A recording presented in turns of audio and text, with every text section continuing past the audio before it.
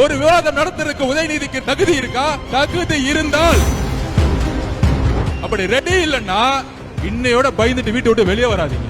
அவர் என்ன வேணா என்ன பார்த்து கேட்கட்டும், நான் என்ன வேணா கேட்கிறேன். தைரியம் இருந்தா பதில் சொல்லட்டும். நான் தோத்துட்டு அரசியல் விட்டே போயிடுறேன். அரசியலை விட்டு அன்னைக்கே ரிசைன் பண்ணிட்டு போயிடுறேன். முதலமைச்சர் ஸ்டாலின் அவர்களே, திரு உதயநிதி அவர்களே, நான் சேலஞ்ச் விடுறேன் உங்களை பார்த்து. இன்னைக்கு நீங்க உங்களுடைய தொலைக்காட்சி சேனலுக்கே கூப்பிடுங்க. இல்ல நம்மள பார்த்து மாநாடுல கொள்கையற்ற கட்சி தமிழக வெற்றி கழகம். நான் சேலஞ்ச் விடுறேன் உங்களை பார்த்து. இன்னைக்கு நீங்க உங்களுடைய முதலமைச்சர் ஸ்டாலின் அவர்களே, திரு உதயநிதி அவர்களே, உங்களுடைய தொலைக்காட்சி சேனலுக்கே கூப்பிடுங்க. இல்ல சன் டிவிக்கே கூப்பிடுங்க. நான் வரேன்.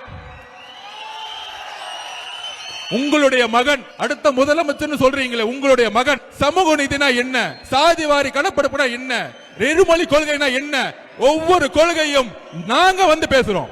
நான் தனிப்பட்ட முறையில் வரேன். ஒரு விவாதம் நடத்துறதுக்கு உதயநிதிக்கு தகுதி இருக்கா? தகுதி இருந்தால் நான் இந்த சேலஞ்சுக்கு ரெடி.